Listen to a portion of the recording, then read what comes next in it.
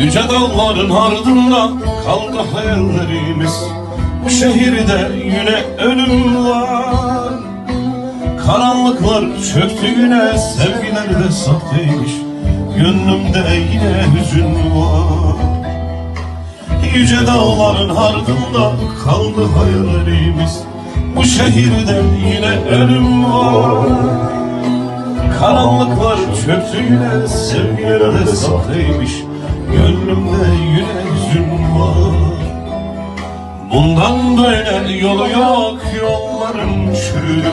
Bundan öte karanlıklar. Sen beni anlamadın, gözüm kan bürümüş. Bundan öte ayrılık var. Bundan böyle yol yok, yollarım çürüdü. Bundan